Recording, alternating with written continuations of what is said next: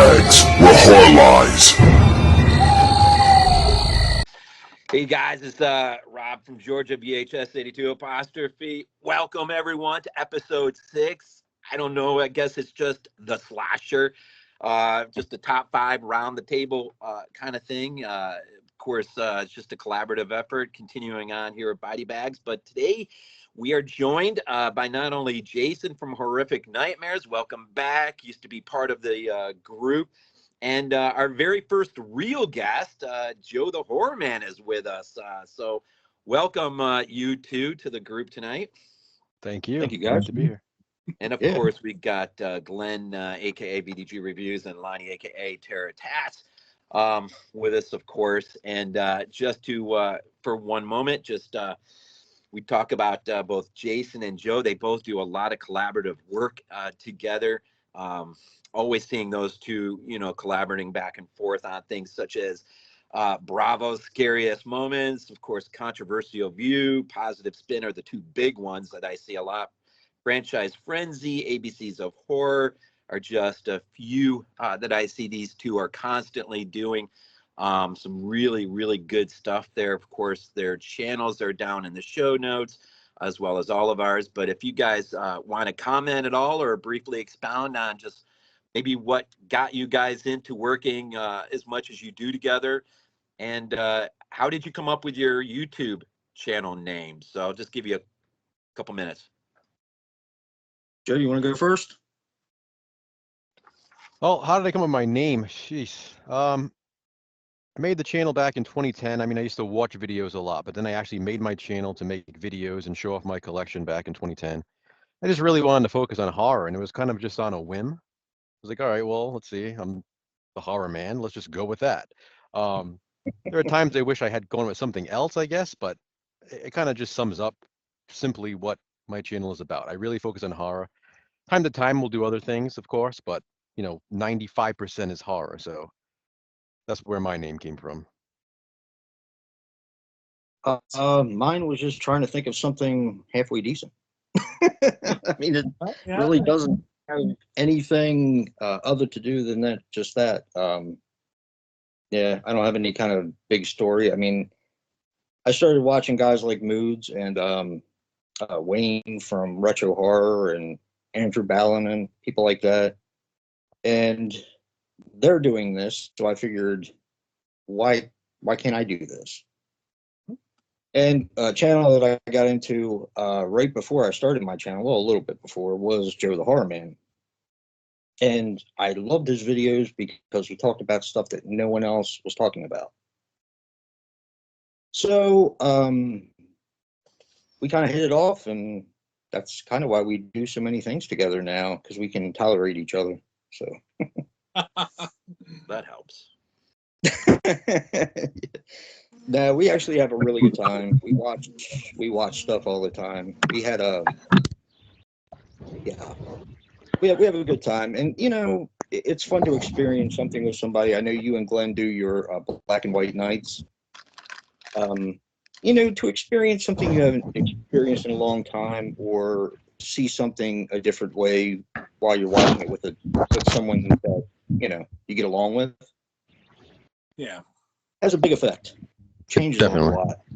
Definitely. Yeah. Interesting bit of thing. Just you mentioning the black and white nights.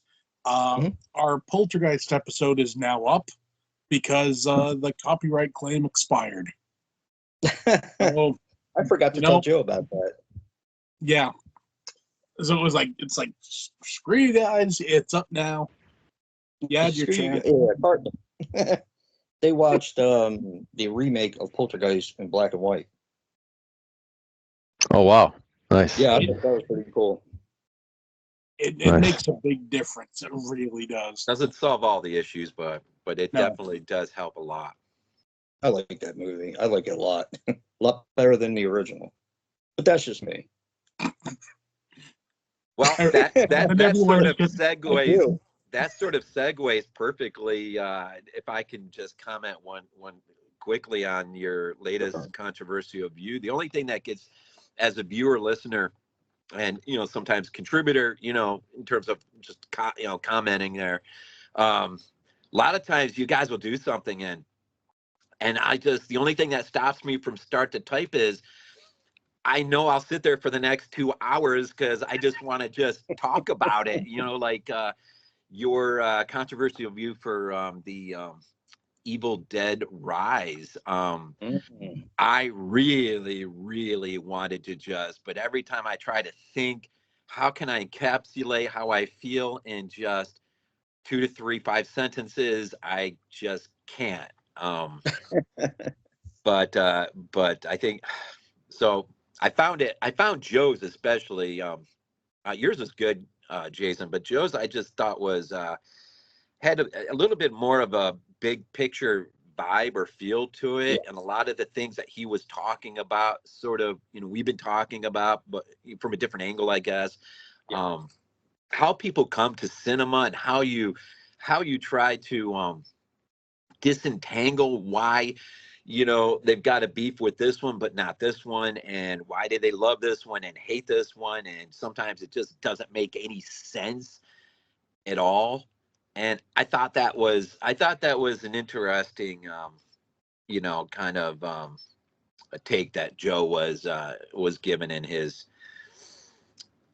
view. So it just kind of really got me to think a little bit, why do we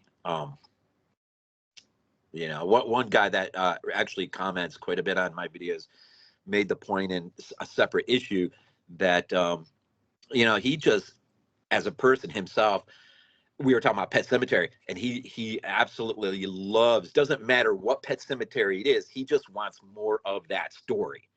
Yeah. And it doesn't matter if Bloodlines isn't the greatest thing in the world or is the greatest thing in the world. It's more of a story that he wants to continually see expand. And I thought, well, that's intriguing. And I told him how he phrased that was somewhat intriguing, because it got me to thinking, somewhat what Joe was saying and his controversial view, and then just the bigger picture. And I know sometimes we get really frustrated, with the things that we see and we can't really understand. I don't know if that makes sense to you, Joe, or not. Oh, definitely. Yeah. So, but I thought that was great. I guess I should probably comment at some point, but I was caught by it, and it did have the wheels rolling quite a bit. There's a great conversation to be had in there. Maybe not tonight, but there's a great conversation to be had for sure on that. All right, so great. Thank you guys for being part. Thank you for your sacrifice, Joe. I know your boy had a birthday today, so thank you for being here. Of course. Looking forward to tonight. Real quick, one last little thing. The how and whys of my ordering, and I think I speak for most of us, but everyone can kind of throw in their own 2 cents, just so that people watching might not wonder too much why your number 1 was this and not that, or your 3 was this and not that, and why didn't I see this or hear this or whatever that might be. First of all, me personally, if I don't have it up on my shelf behind me, I don't talk about it. It's not on my list. I have to have it I have physical media matters, as Jason and Joe both always say. Physical media matters. I don't have a top 100 unless it's on my shelf. I don't have a top 5 for a night discussion without it on my shelf. So first and foremost, if I don't talk about a movie that you think I might talk about, it's because I might not have it. Second, we all decided to stay away from the big 3, Nightmare, Halloween, Friday. And I kind of took that, and I think others might have too. I took that a little bit of a step further, and I kind of just stayed away from the obvious choices, things that you would expect would seemingly always be on a top 5. And then I even took that an inch step more, and I thought to myself, there was one in particular, I may mention it if I remember it later on. There was one I had actually thought about, but then I thought to myself, nah, there's a chance Jason might have that. I'm not taking that. So that kind of thinking process, right? And the second thing with my list, I do have a favorite slasher. Everyone pretty much knows, if they follow us at all, what it is. So I decided to do my list chronological to let number 1 be a surprise. So once we get to my film and get it out of the way, we'll still have a couple left. But I decided, I did it on my crazy 5s. It always seemed because I just didn't want to take the time to try to hammer out what's number one, what's number two. I just don't. I like that. I like You that. know, just do it chronological. Start, you know, the newest and work your way to the oldest. And and then all of that to say, my hope is that, and I think tonight we'll probably have a pretty big, wide array of slashers for everyone to kind of take a long look at and consider. If they don't have it, maybe they ought to take a look at it, get it into their physical media collection. However, you know, does anyone want to chime in real quick before we actually get into the honorables on what might have guided you on your list? Yeah, So sure. I'll add. I got mine. My list is like random except for number one. Interesting. That's it. So it's just whatever order it is. That's where it happened to pull it off the shelf. But my number one is my number one. Okay, I have a question for everyone real quick. This Mhm. shouldn't take long. Out of the big three, Nightmare on Elm Street, Halloween, and Friday the 13th, if we did include those, how many of those would be in your top five? Just out of curiosity. I have mine on top of my head. I was thinking about this. Well, we'll just keep it numbers for now, I guess. There's one in particular I thought would have meshed really well with the aesthetics of my top five. Mm-hmm. It really would have meshed well, but I didn't. I stayed away. So maybe one for sure. Wait, can we say them, or we just want to save it? Yeah, Save go it? ahead. Go ahead. This Your may stream. I sound was just really kind of curious. this may sound really weird, and this sort of gives a little bit of a vibe, at least aesthetically, maybe. But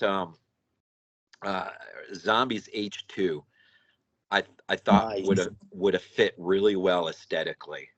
Nice. In there, and that was just the one. But I tell you what, I felt free. I felt free with those things off to the wayside to think about other things. So, Yeah. Mine would have been three.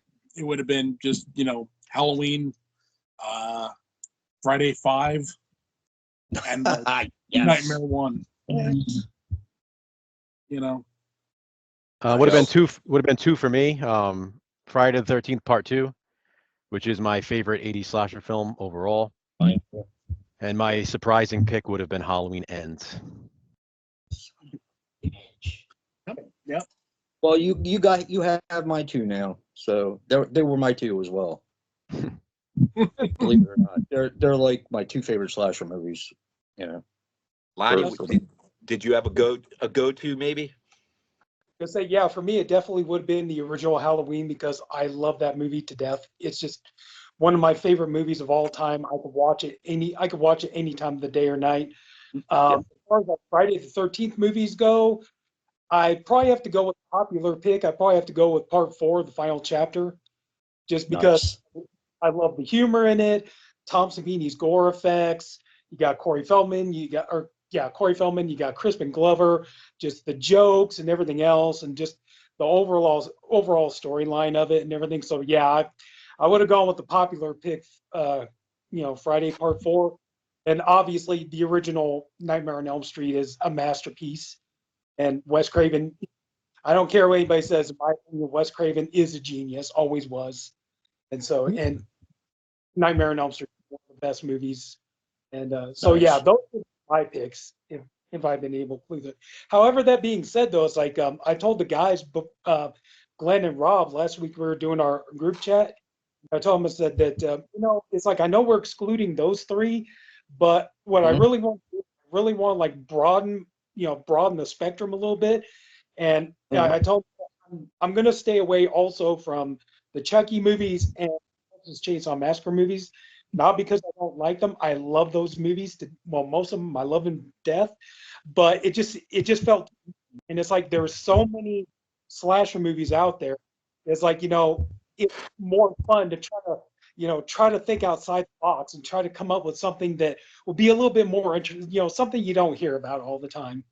So that kind of went into my process and trying to pick, my honorable mentions in my top 5. So That's what we did as well. Nice. Good.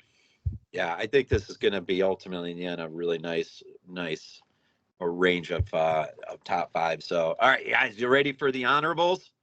Yep. All right, go ahead, Jason, lead us off. All right, I picked 3. Joe's gonna love this one. My first one is Final Exam. Yes, I eliminated it from my top 5. I love Final Exam. I think it's just a straight slasher movie, and I always thought it was really cool. And be able to see the killer's face, I always thought was pretty intimidating because he's not wearing a mask. It's just that is who you see, and you're not really quite sure why he's there. So that was my first one. My second one is Savage Weekend. Unfortunately, nobody really talks about that one, but I've always liked that movie, and I don't understand it being a 70s film and people talking about slashers all the time, why that gets eliminated from the conversation. There's a decent amount of kills in there. There's gratuitous nudity, everything that we want in a slasher movie. And this one, I'm going to go with something that you guys may not have heard of, but I'm going to go with Benny Loves You. I've heard of that one. That was a last minute pick for me. So yeah, I'm going to go with Benny Loves You as number 3. I love that movie. There's something about it that I adore it. So yeah, those are my 3. Nice. All right, I'm going to go pretty quickly here through my honorable mentions. My first one, I'm going to go with Tourist Trap. Yes. I just think it's super underrated. I think a lot of people kind of forget about it. I also think it's probably the scariest PG-rated movie ever made. Yep. So I would go Tourist Trap for my first. My second, I'm going to go with Junior. It's not really a traditional slasher, but I do consider it a slasher film. Junior from 1985. I think it's one of the most entertaining movies like ever, and I'm not even exaggerating. It's just an absolute blast. It's lost on VHS here in the US. So it's just kind of one of those obscurities. By the way, even my top 5, I really tried to stick with some really obscure slasher films to kind of mention some different ones. Nice. And my last honorable mention here is another very obscure one, and it was a made-for-TV slasher from 1982 called Fantasies. And I picked this one because not only is it obscure, it's another one that's never even gotten a VHS release anywhere in the world, but it has, and I'm not even exaggerating, one of the greatest twist endings ever. I mean, it's up there with me for like the feeling I had the first time I watched Saw and John Kramer stands up at the end of Saw. The twist in Fantasies, I was like, you have to be kidding me. But in like a good way. Like it just completely blew my mind, and just thinking about it now puts a smile on my face. So that's my third honorable mention. okay, my turn. All right, so I got 3 honorable mentions. The first one that I want to talk about is this one doesn't really get talked a lot about, and I think it's really underrated comedy slasher, Broken Lizard's Club Dread. Oh, that's nice. I always loved this movie. I think, I was really surprised by it. And, you got the late, great Bill Paxton. I mean, what more could you want in a movie, right? Nobody really talked so much about this movie. And I remember, like, how absolutely just gobsmacked I was the first time I watched this movie because, it's Broken Lizard. So the only thing I knew him from was Super Troopers. So I'm going into this thinking, okay, maybe it's going to be like a little bit of a murder mystery and the guys, they all solve the crime or whatever and all this kind of stuff. But then when you go into it, it's like, yeah, it's a comedy, but it is a full-blown slasher movie. There are kills, there's blood, there's gore. And even these guys, you're sitting there thinking like, oh no, these guys are going to die. Bullshit. They're getting, even the Broken Lizard guys are getting hacked to pieces and stuff like this. And it's got some shocking twists and turns in it and stuff. And one thing that I think also is really appreciative is when you watch the bonus features, like if you watch the commentaries and stuff on here, one thing that I think is appreciative is these guys, even though they're mostly known for their comedies and stuff, one thing I think is really, really super is like they approach this with a true love of the genre. They did not approach it as like looking down on it. They didn't approach it like, oh, we're gonna put it down, we're gonna mock it, or any of that kind of stuff. It's like, no, it's gonna be funny because that's what we do, but we are making a horror film. This will be a slasher movie. And they even say, we tried to take some inspirational nods from like Friday the 13th or Halloween or something like that. And as a matter of fact, which one is it here? Paul Soder, right there. Mhm. I saw an interview with him. He was actually wanting to give up comedy and just do a full-blown horror movie career. He just wanted to write and direct horror movies from then on. But they're still doing their comedies. They're supposed to be doing Super Troopers 3, I think, is getting ready to come out, and they're doing the show Tacoma FD, which if you haven't seen it, it's one of the funniest shows ever. I definitely recommend it. But yeah, so this is going to be my first one, just an underrated movie. And like I said, I just appreciate that these guys approached it with a true love of the genre and didn't look down their noses at it and everything. So this is my first one. My second one, this didn't make it in my top 5, but this is an honorable mention. I'm going with Nurse 3D. And I know the reason why this one didn't make my top 5 is because I felt like this could have been the storyline. It could have been split. You could have made this into 2 different, slasher franchises, and you could have had 2 really good, iconic female. Got this nurse who's killing doctors and patients and stuff. And as a nurse, she's using the tools of her trade, scalpels, syringes, things like this, and everything else. But at the same time, she's going around and she has this thing. She cannot stand people who are unfaithful in relationships or marriages, and so going around, she's murdering people that she deems unfaithful. And it's like, to me, it's like you could have split that. You could have had one series of slasher movies where the nurse killing people with, needles, whatnot. Then you could have had another one, where it was a female killer who's going around killing people that she deems unfaithful. But I mean, this movie, it made it my honorable mention because I think like it had potential. Like it could have been something, but I felt like it was just too much crammed into one movie. I think if they just focus more on one thing instead of making it all bombastic and everything, I think it could have worked. But I think it was a movie, and it had ideas in it that so that's why this one ended up being an honorable mention. And finally, my last honorable mention. This one probably going to seem pretty basic, but I went with Quentin Tarantino's Death Proof. I just think that the concept, I thought that was a really interesting concept that, Tarantino does say that Death Proof is his slasher movie. And it's like, when you look at it, like, yeah, you can definitely see it. The idea, your killer is a stuntman, and his weapon of choice is his rigged up stunt car, and he's using it to go and run people down and stuff like that. Most, because he's psychotic and everything. And then you could see, like, you could definitely see elements, like you're watching the movie, and like the middle of the movie when Kurt Russell takes a car and like he does a head-on collision with the girls and stuff, you could clearly see that was Tarantino really trying to go for, like, this was going to be his psycho moment. He was going to try to do what Hitchcock did with The Shower. And so, I thought that was a really interesting concept. And of course, it makes sense. Tarantino being as steeped into movies and film knowledge and everything that he is and everything. So it would make sense that if he's going to do a slasher movie, it would have to be something movie related. So the idea of a stuntman killing people with his stunt car and everything else. So yeah, I do. That's not my favorite Tarantino movie, but I like the idea and the concept behind it. So yeah, so my third mention is going to be Quentin Tarantino's Death Proof. Nice.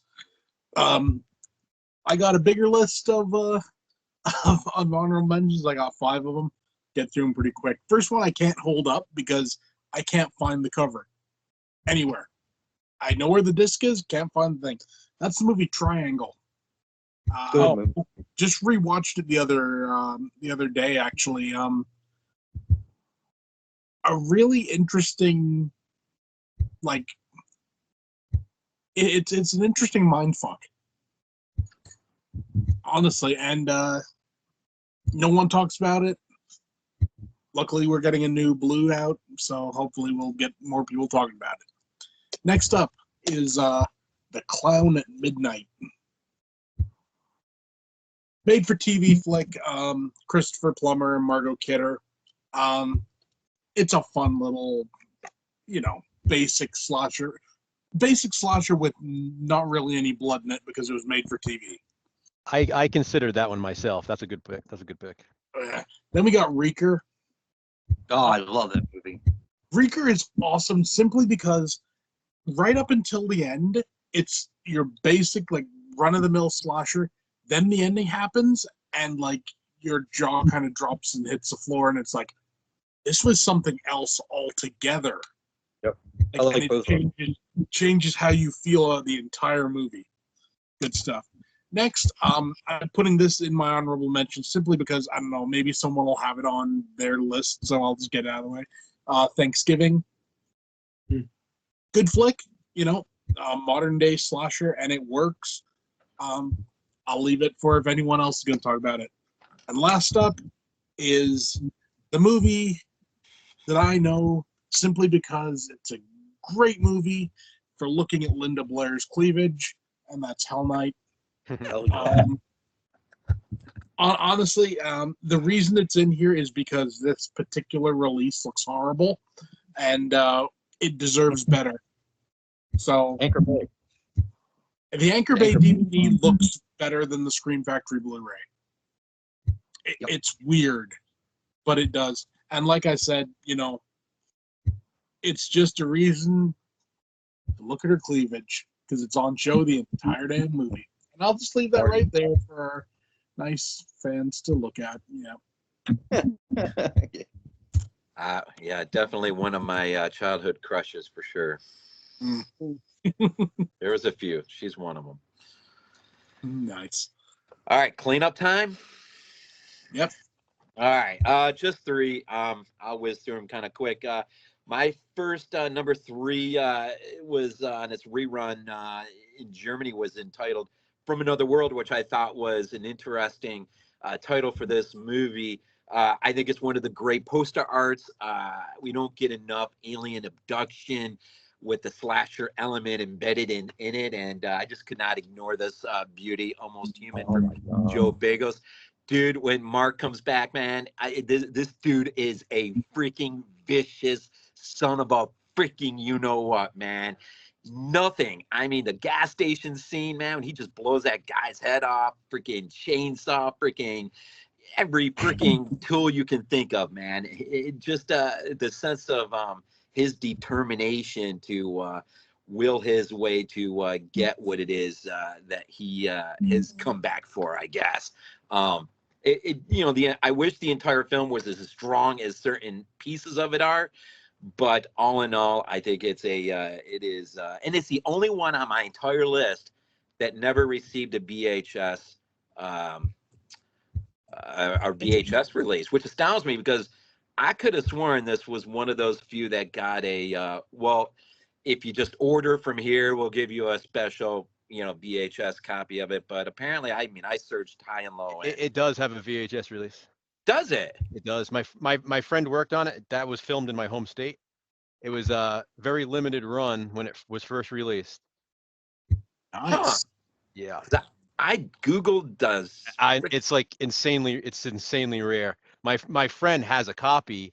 They were sold. He doesn't have a copy just because he worked on the film. So they were actually available for sale, but he does have one. I actually got a large part of my VHS collection from him a few years back. Jason might remember when I showed the video, and that was one of the tapes where I could have gotten, but I was like, why don't you keep that one? Because he worked on it. It's kind of a cool little thing for him to have. But yeah, it's a rare one, but it did have a VHS release. Very that's limited. nice. Then every single one of my picks got a VHS release. That's beautiful. Pretty cool. The second one is just an absolute. I love to engage with cinema. I guess maybe too serious about it sometimes, but I do love just putting my brain on rest. And so I had to throw this into my honorables. I do love my island horror. I love Jeffrey Combs. I love. I just love things that are just fun, man. And that is I Still Know What You Did. I love that sequel. Love it. This, and it gets a lot of hate. I don't know why. I love it. I just absolutely. The wife making guy. I love it when what's his name there is like tells Jeffrey Combs, "Nice dog." I love his response. It's like, not really. It's just got some fun freaking moments. And then the music, I was reminded, watching it the other night, the score has just some great moments in there that just help build up a sense of, where we're heading towards the finality of the end. And it's fun. I love it as one of my go-to sequels when I just need to just put my brain on rest. The other one, probably my number one honorable, probably does the best of the three, is just to show the viciousness of my top five. But when I revisited this, I had to include this. Luther the Geek. Nice. Now, when my history with this, when I was a kid and I had the subscription to Fangoria, of course, I learned about this movie. And I can't remember the first time I probably rented it on VHS.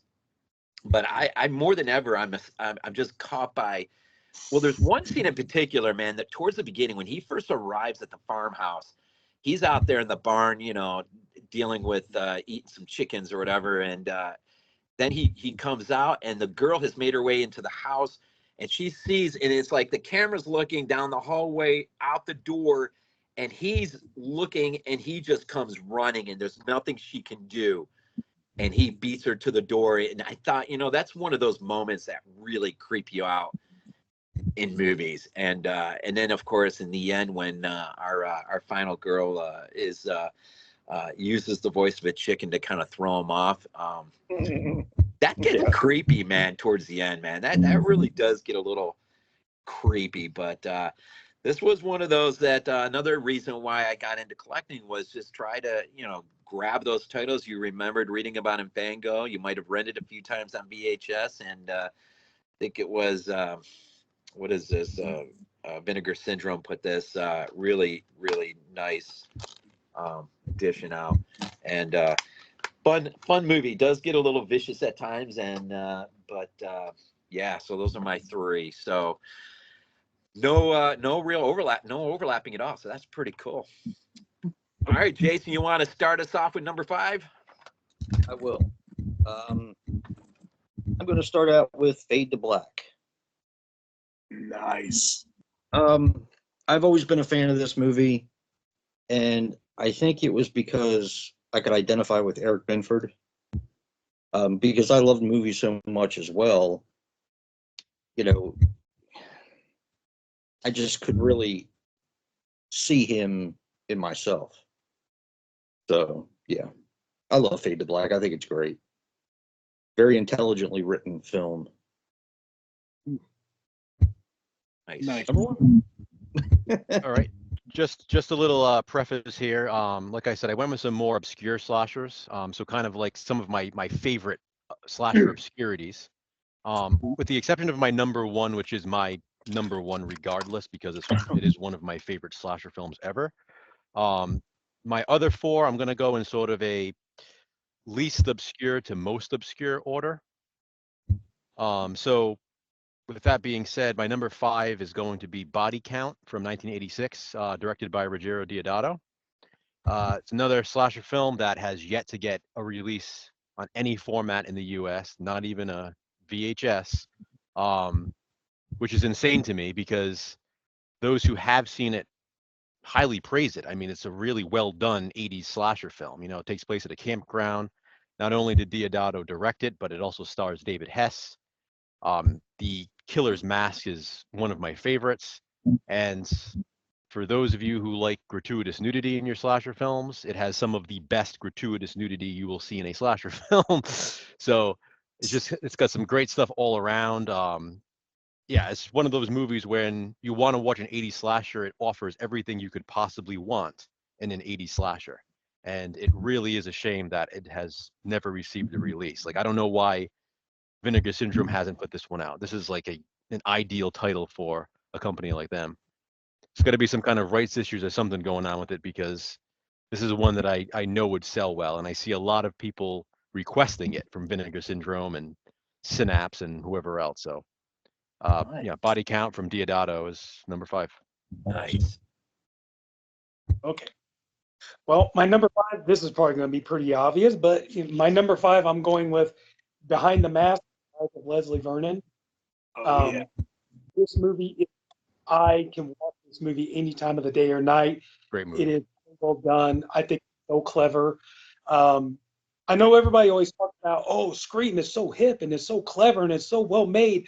Just only my personal opinion. This is better than Scream. It seems like it gets the horror references better, and I like the overall idea of you have a world where like Freddy and Michael and Jason and Leatherman, they all exist, and this Leslie, like he wants to be the next one, and he's trying to learn from them, and I mean, it's like how cool is it to basically see Robert Englund playing Dr. Loomis, you know?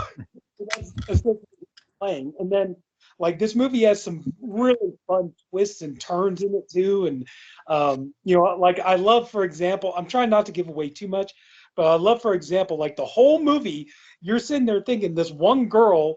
They said this one girl is the final girl, and it's like, oh, she's the final girl because she's a virgin and all that stuff. They go in the bedroom, she's riding the hell out of this guy and all that stuff, and they're like, I don't think she's a virgin. She looks like she knows exactly what she's doing. I love some of the in it. I love the I love like just like going in depth. You actually start to the Leslie Vernon. You don't like what he does, but you start to like him. He's got Absolutely. a charm. Absolutely.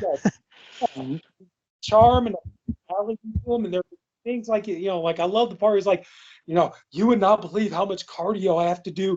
You have no idea how hard you got people. You got people running their asses off, and you got to make it look like you're just walking. It's exhausting. This movie has so many. Oh God! All the Easter eggs you get at the beginning of the movie. You got Kane Hodder standing in front of the Nightmare on Elm Street house and all that kind of stuff, and just so many awesome. Me personally, I think that this does the kind of horror. Like I just think it does it better. But so just this movie's a treat. So yeah, for my number 5, I have to go with Behind the Mask: The Rise of Leslie Vernon. Nice. Okay, for my number 5, I'm going with a movie that I used to see the VHS for all the time, and I never rented. I never actually got this until I found like a bootleg copy. That is The Mutilator. I don't know how I knew it, but I knew you were going to pick that. I love this movie. When this Blu-ray came out, when did it come out? 2016. This was actually my pick for Blu-ray of the year. It's awesome. Does it deserve that? Probably not. But it's a fun little flick, also known as Fall Break, and has the greatest song ever, like the Fall Break song. Oh my God. Such a fun movie. Inventive kills, and just an all-around fun little flick that nobody talks about anymore. Again, there are these movies that are almost, I don't want to say lost to time, because we got an Arrow release. There's enough of a fan following to make it happen. But when was the last time you heard someone talk about The Mutilator? Probably when the Blu-ray came out. Actually, not that long ago, because they were talking about having. Did they make a sequel to it? They did. Yeah, I will not watch that. I'm just like, nope. Hello. Yeah, but number 5, Mutilator. So how worried are we about spoilers tonight? Does it really matter that much, or should we just try to stay away? I could say go ahead and say spoiler warning right now. So there may be a spoiler. There's definitely, I think, a spoiler when I talk about maybe number 5. Number 5, this movie I kept at an arm distance from me for a bit, just because I knew how rough it was, or I assumed I knew how rough it was, and I wasn't sure if I was, if I just really wanted to, get into that. And but when I finally did, this movie single-handedly opened up a world for me of this director, in an incredible way. And the more I learned about the ins and outs of this film, the more I fell in love with it, and aspects. I'll just mention, but this is the one that I watched last night, revisited last night, and happened to watch it in black and white. It blew my freaking mind away how good this movie looked in black and white. And I am, of course, talking about Aja's Haute Tension, or High Tension. Oh, yeah. This movie, man. The fact that he got Giannato De Rossi out of, sort of semi kind of retirement, to handle the practicals in this, which are just absolutely insane. The saw, the concrete saw through the car, that whole scene towards the end, just the aesthetics of it, especially in black and white. My only gripe, and it's not really even that much of a gripe, but I think, and I won't really get into spoilers, but I'll just say this.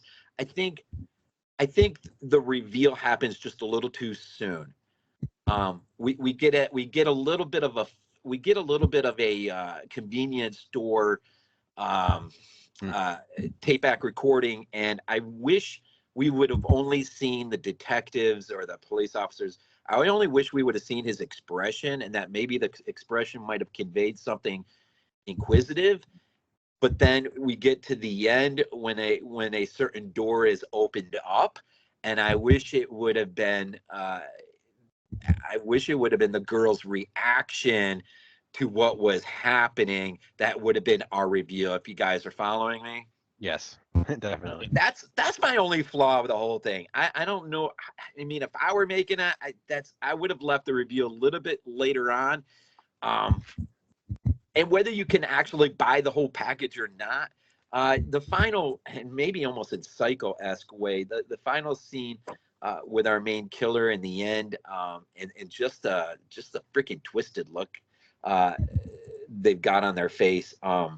But just pulling Giannato De Rossi, seeing the practicals, Aja, if it was this movie that, I need to relook at Hills Have Eyes. I need to relook at this. I need to relook at that. And I almost instantaneously overnight became a huge Aja fan. And I can only hope that man will go back and do something as intense as this was. And again, black and white was absolutely freaking amazing. And I hated that Giannato is not with us anymore. I'm pretty sure he's already passed on a few years ago.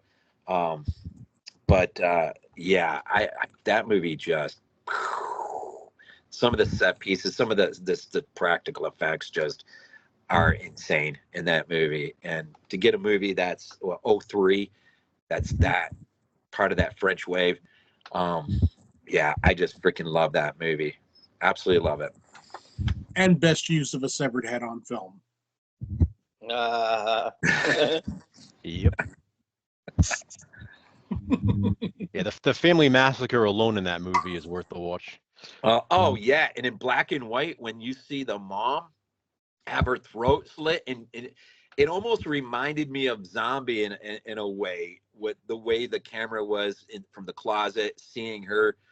It almost reminded me visually, like, I wondered if Giannato, because I know, he worked on Zombie, I wonder if he wasn't whispering in Aja's ear a little bit here and there, and just from a visual practical point, on Zombie we did this and it came out pretty cool. You wonder about those, and I'm sure Aja, would have just been all ears, because this guy's like a god, right, in terms of his history and practical effects, which I was great. He worked on Let Sleeping Corpses Lie, which is freaking Cool. And did you know, Glenn? He worked on Dune in '84. Nice. Yeah, I wrote that down. I figured I had to mention that because I know how big a fan you are. Oh yeah. But yeah, that movie is freaking gnarly, man. I don't even know what the right word for it is, but if you haven't seen black and white, check it out in black and white. It's like Nice. All right. My number 4 is a mixture of two genres, martial arts and a slasher movie. And that is Silent Rage. John Kirby. This is one of the first ones that came to my mind. You never heard of Silent Rage? I said John Kirby. Oh yeah. Yeah, this is pretty awesome. John Kirby, every once in a while you have dreams about Michael Myers or, Jason trying to get you when you're younger. Mine was John Kirby. This guy, and Joe's probably tired of hearing the story, but this guy has the most peculiar looks, and they're just so creepy. And there's nothing you can do. I mean, you can't kill him. They literally made an indestructible man. Bionic. Yeah, almost. Yeah. But yeah, it's such a good movie. There's great violence in it, and my two favorite genres of movies are martial arts and horror. Well, horror then martial arts. And to be able to see my hero Chuck Norris when I was younger in a slasher movie, I mean, that was like everything I had ever hoped for. So yeah, it's just fun. It's a fun movie. You have Flounder from Animal House in there. Yeah, gratuitous nudity. Has a lot of is reminiscent of Halloween too. I mean, in my opinion, I know we've talked about this. The setting and stuff. It very much reminds me of Halloween too. During the hospital part and all that. It's just a fun movie, and it's my favorite Chuck Norris movie. So one of my favorite slasher movies of all time. That's number 4. nice. My number 4 is Trampa Infernal from 1989. It's a Mexican slasher film. It's called Hell's Trap in the U.S. Translation. It did receive a Region 1 release in the U.S. on a box set of 6 movies called Horror from South of the Border, which is long out of print. Just like you were saying earlier, Rob, any of these movies, I don't talk about movies unless I own them. So even though I'm talking about all of these obscurities, I do own them in one form or another, whether it be an overseas release, sometimes it could be a Japanese VHS. I have some form of these movies. Trampa Infernal, I actually have the Mexican VHS release, and I also have that box set.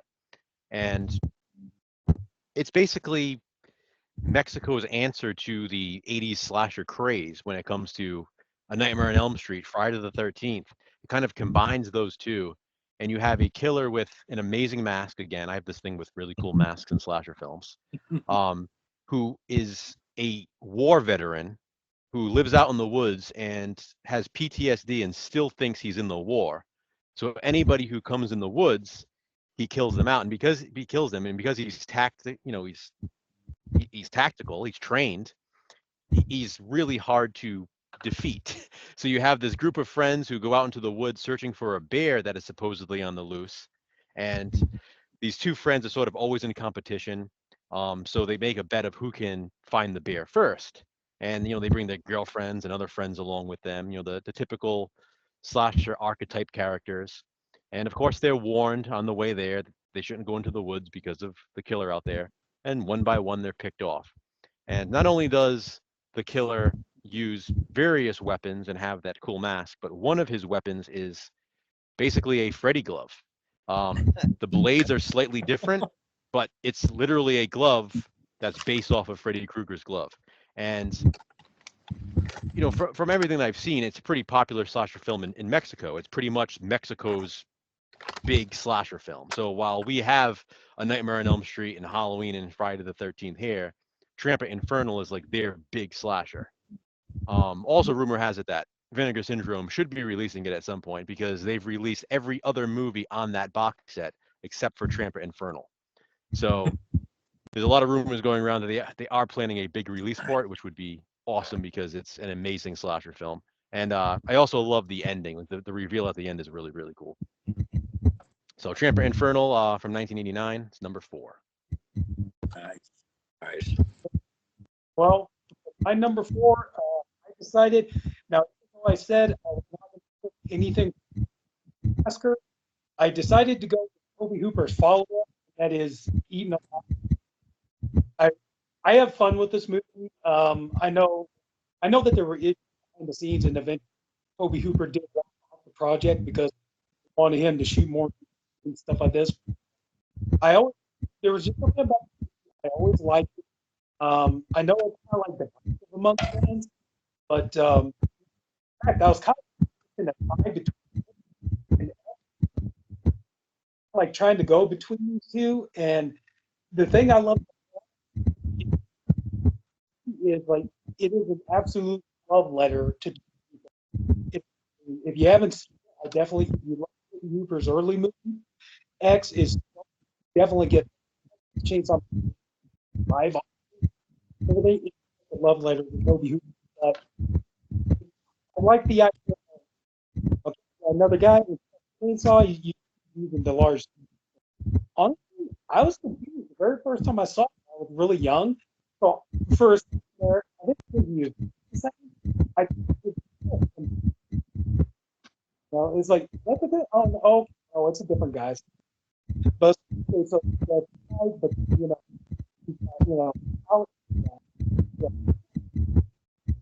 it's a crock.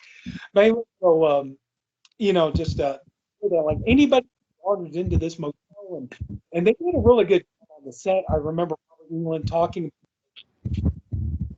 Give up. Oh God, nobody or maybe it's like not. Like that's like I, and I couldn't have been happy to be a part of it, and just you got her to be the final girl then both like the last of the Maryland post because they'll walk at that point. So kind of impressive budget like right like any cast in it. Mel Fair, you got Carol Jones, Stuart Whitman, Bob Pickton. For me, like, of course, girls have stuff, and Robert England of the movie Buck, and yeah, just I always like this movie. And just kind of like it is a fun piece of my opinion piece. Overall, love the whole sleazy vibe and everything else. So yeah.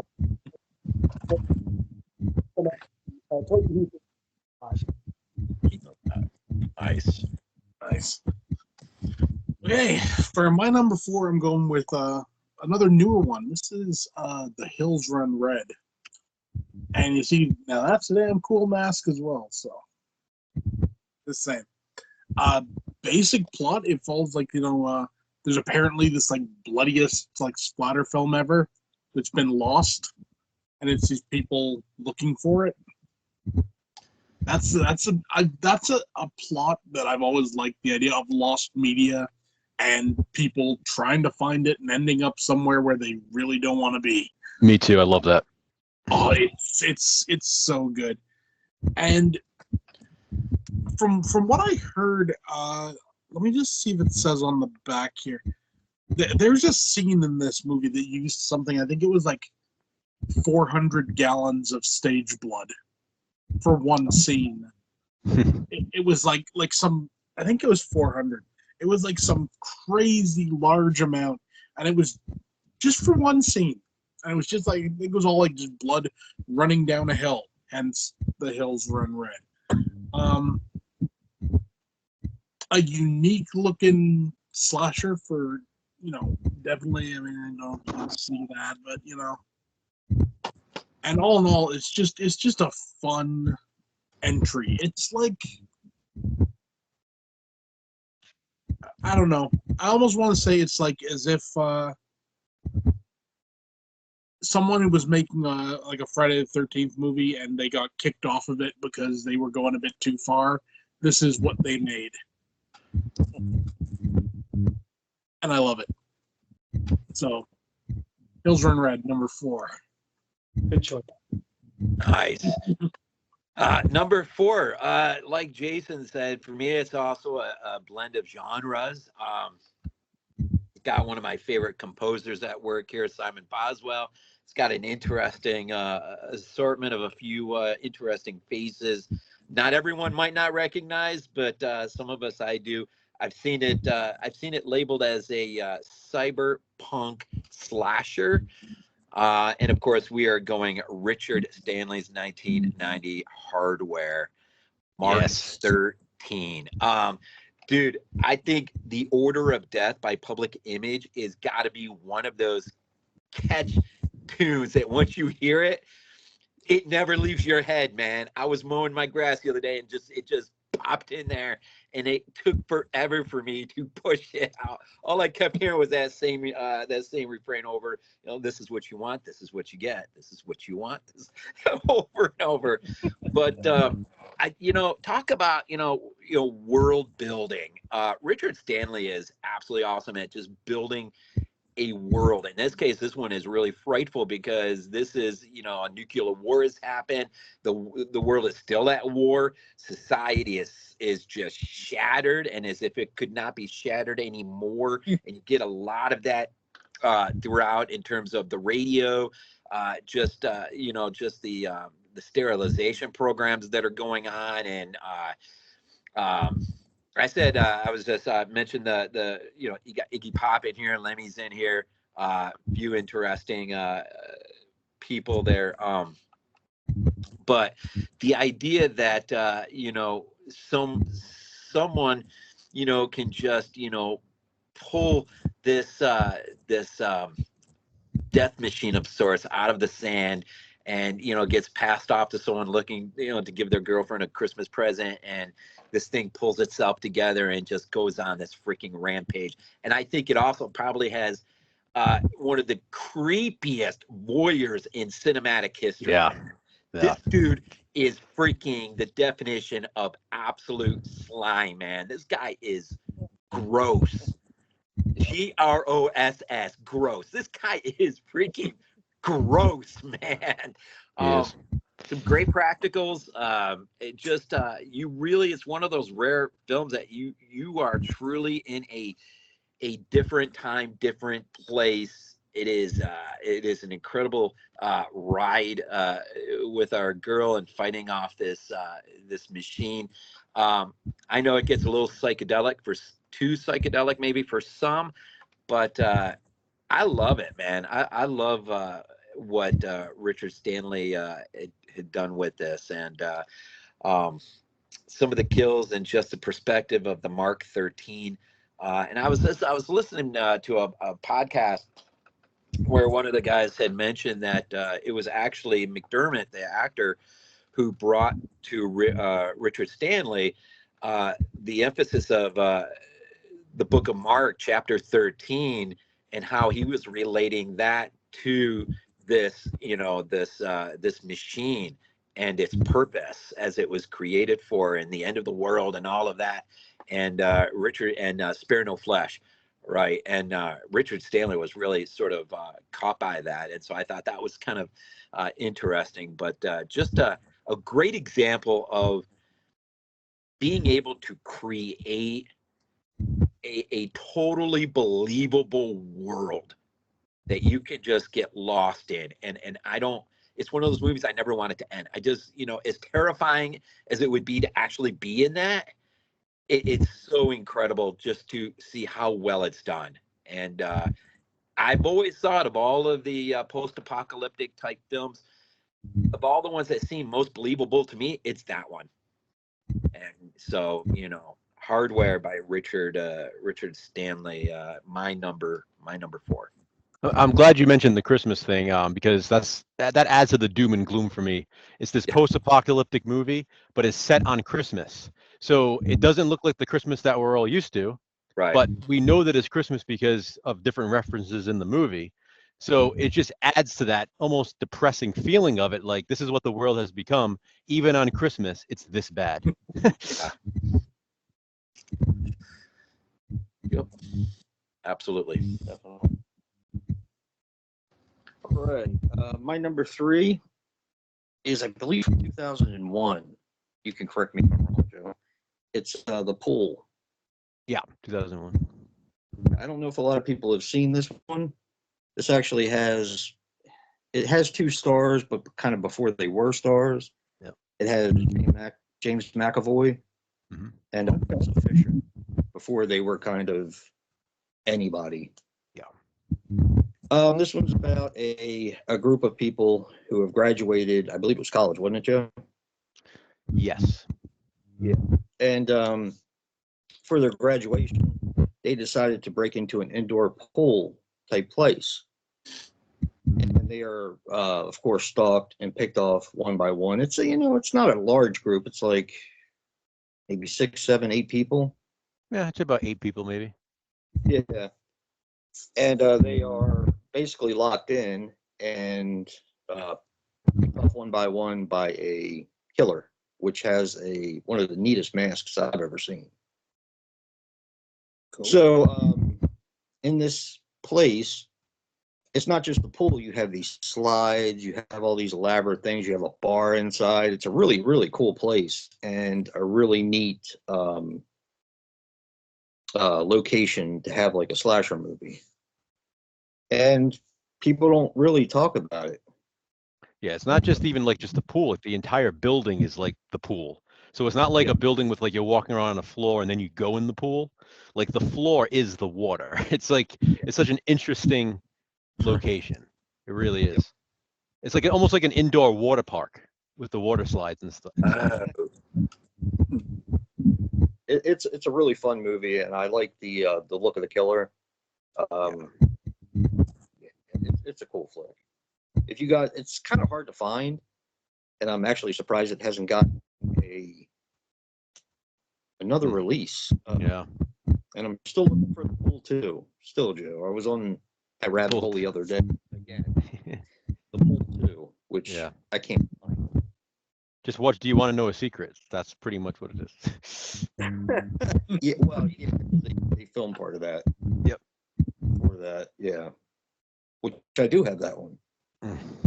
So, Joey Lawrence. Yay. Whoa. But yeah. That's my that's my number 3 pick, The Pool. Nice. All right, my number 3 pick is yet another obscurity, and this one is called Mirage from 1990. Mirage, yet again, another movie that has not received a physical media release in the U.S. There was a Canadian VHS release, which I have, and then overseas VHS, which I also have. Big fan of this one. It basically takes your traditional slasher story of a group of friends going out into the woods and instead puts them in the middle of the desert. They literally go out in the desert to party as opposed to going out in the woods, or as opposed to going to a pool. Like, they're literally, I mean, there's not a ton of slasher movies that take place in a setting such as a desert where, I mean, there's no trees around, there's no water around. They're literally in the desert. So it's middle of nowhere, getting picked off one by one. It's almost impossible to even figure out who's killing them, which it's really well done, the whole mystery element of it. Characters are pretty likable. You get your typical slasher gratuitous nudity, good kills, really good climax. The whole act 3 is the final girl finally making her way to sort of like a stony area where you can climb up on the rocks and stuff to try to hide from the killer and fight back. And just a really good slasher film that I don't really know anybody else who's seen it other than Jason, because I had sent him a copy. So it's just one of those movies no one talks about. I'm not sure why it got lost in the mix.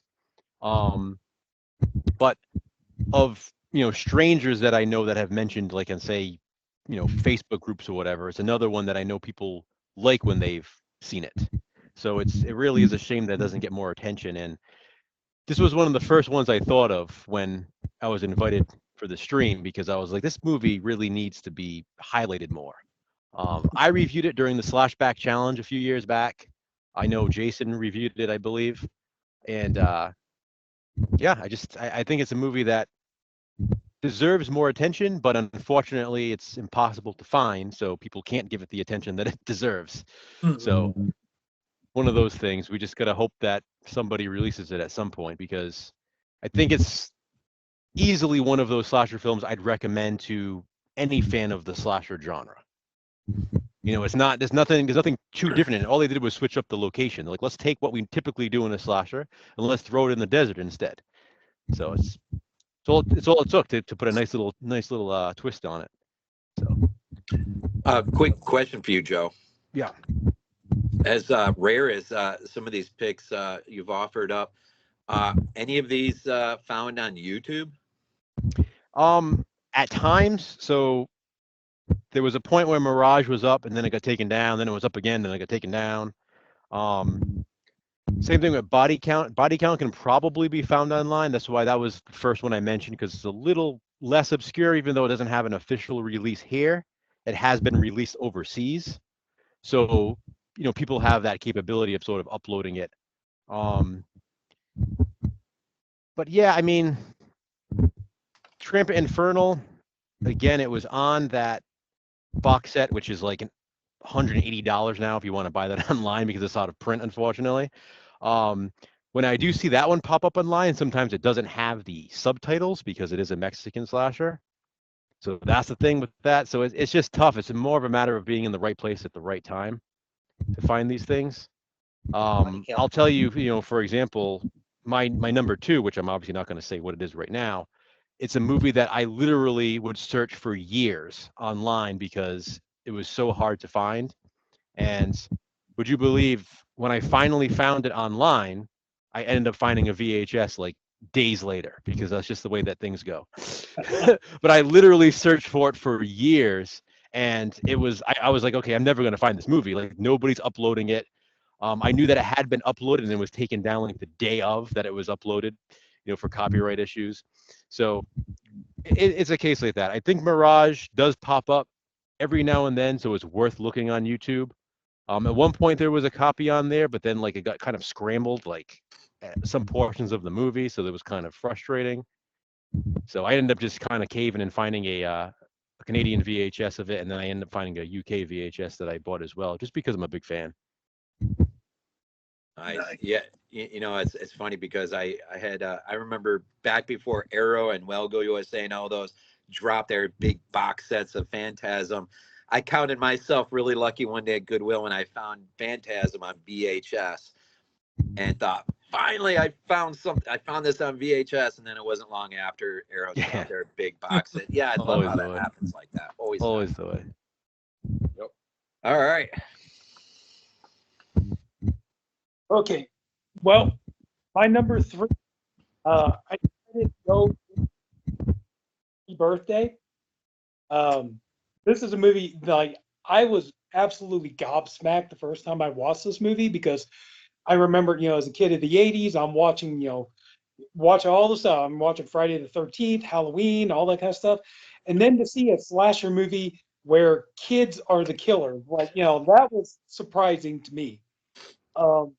You know, you got these three kids that are born during a solar eclipse. They're born on the same day. And then like 10 years later, turns out these little suckers are monsters. They're going around, and they're clever too. They have clever ways of planning their murders to try to make it look like accidents and stuff like this. And it's incredible how sleazy this movie is.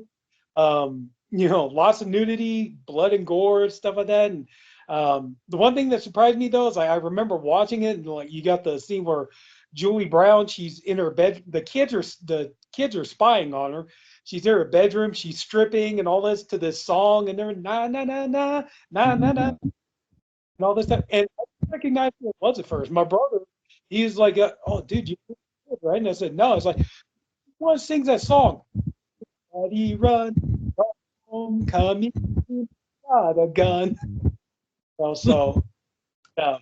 But it's so like so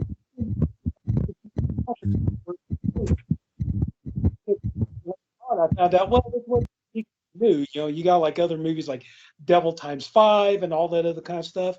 But at the first time I saw this, I thought it was pretty unique, and it's definitely a slasher movie. It totally follows the slasher movie formula, and like I said, you got it all. You got your nudity, you got your bloody gore, and everything else. And I just thought it at the time. I just thought it was mindful. I thought it was such a clever. But yeah, I think that's more I can say about. So yeah, number 3 is probably gonna have to be Bloody Birthday. Nice. Nice. My number 3 is actually a sequel because, you know, the original is a classic, but no one really talks about the sequel, Sleepaway Camp 2.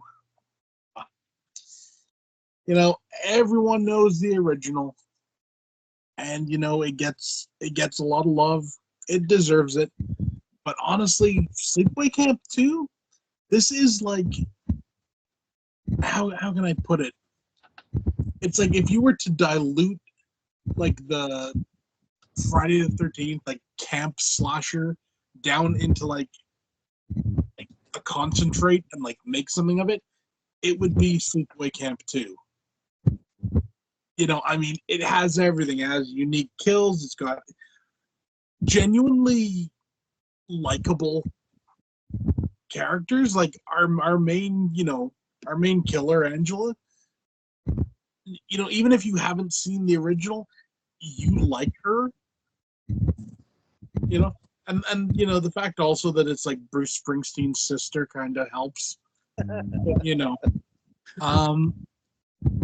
it's such a fun movie, and it's so, you know, again, everyone always talks about, you know, the reveal at the end of Sleepaway Camp 1 and everything. And yeah, you know, it could be considered problematic nowadays. It'd be like, oh, you know, you're showing a transgender person is psycho. It's like, yeah, whatever. But Sleepaway Camp 2, classic. And what more can you say? You know, they lost it a bit with part 3, but part 2 is awesome. So yeah, that's my number 3. What do you think of All right. Well, my number 3 just so happens to be my personal favorite slasher of all time. I could talk all night about this. I will not talk about this all night. Everyone knows my love for this film. From Italy with Love, a great farewell to the slasher era as it's coming to an end. I don't know if anyone could have done it as good as Michele Soavi did it with Stage Fright from 1987. I absolutely freaking adore this movie. I've adored this movie since I was a kid renting it on VHS. And my favorite store I used to go into had this theatrical poster on my wall. I could not get enough of this film from literally start to finish.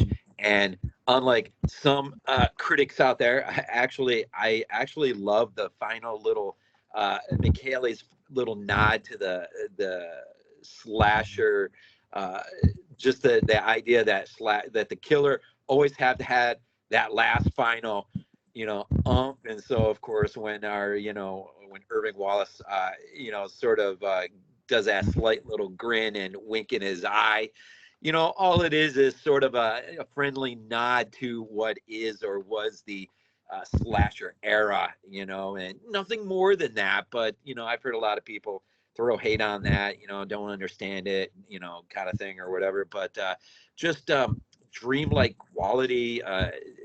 It's one of my favorite roles of Giovanni Lamberto Radici.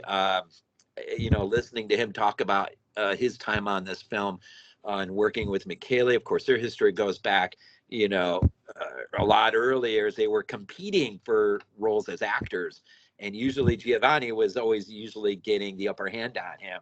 And yeah, with Stage Fright, he's working for him, which is great. So the two are always kind of, you know, one up on one another. But he mentioned that McKaylee got the idea for the owl head from a dream he had. I thought was like really, really freaking cool. And it is one of the most iconic looks of a killer. I know George Eastman, who I absolutely love the connection here with him. I loved the connection with Joe D'Amato's company, Film Raj, and just what was happening there with bringing young directors in to film, to have their chance to film movies. And the idea that McKaylee, if he had his way, he would have been second unit director his whole freaking life. He never would have directed anything because he was happy. He was happy doing that. But we even get a cameo with him, of course. He's one of the police officers outside the stage house. This whole thing takes place, of course, in a stage house. I love the backdrop, the story we get with Irving Wallace in terms of what, is what he's done in the past. And once you get into that theater, it is freaking Carnage City. It is freaking mayhem. And I love freaking David Brandon. I love his role as the stage director. I don't think he's a bad guy. I'm in a minority on that, I guess. I actually think he really is looking out for all their better interest. They're just trying to make a buck. They're trying to get something off the ground. And this is an unfortunate piece of convenience that just falls into their laps, and he's trying to capitalize on it for better or worse. I don't think it's anything really more than that. I actually really, now, he does have one moment it's kind of hard to be fond of when he kind of pushes the girl away. But, aside from that, I mean, it's one of the rare, I think it's one of the rare slasher movies where, you get this moment where the cast survivors all sort of band together and decide to go try to get this guy. And obviously it doesn't work in the end for them. But I just loved just the Simon Boswell's music. And I mentioned this too. You can catch a little bit of Boswell's score in Hardware. It's there, man, subtly, but you can hear it. And that, usually, I don't know, I'm kind of fickle about that kind of stuff when you hear scores from other places make their way into another place. But that one has an interesting vibe in Hardware. But for me, as it is my number one slasher of all time. But since I did everything chronological, it falls at number 3. So I hope McKaylee and company can forgive me for putting this at number 3, because it is way up higher than that for me. And it's one of the reasons why I love Italian cinema so much. I'll stop there. All right. My number 2 is going to be Massacre at Central High. I had seen it before Synapse released the Steelbook. Unfortunately, you can't really show the Steelbook because it has pictures on it, which I found out from art today. But I actually believe I got this from YouTube. Yeah. And it was with the porn intact. Yeah, the international cut. Yeah. One of the things I love about this film, not only is it, a fun slasher movie that is part of like a high school type of slasher, but it also has a background. When you talk about the international cut, there's actually a porn sequence in there cut into the film that really doesn't belong. But it's fun. Of course it Now, belongs. Synapse actually didn't do that when they released the Steelbook. And that's fine because, I love the movie the way it is. But just to have that lore behind it of the actual porn that was cut into there was just, it got me intrigued about the film. But Joe and I did know someone who actually provided a tape when they were working on the actual film itself, when Synapse put it out. And yeah, I was just kind of blown away when my daughter got it for me for, I think it was Father's Day one year. Steelbook's amazing, the movie's amazing, and it's just awesome for a slasher movie. One of my favorites. Yeah, mine too. Nice. All right. My number 2 is one of the rarest in my collection is that movie I mentioned. I was searching for it for years, could not find it, and then you know, found it uploaded online and then a VHS copy within days of each other. Um, and it's called Something of Mine from 1991. And it's a Halloween slasher. So right there it gets bonus points because I love slashers that take place at Halloween.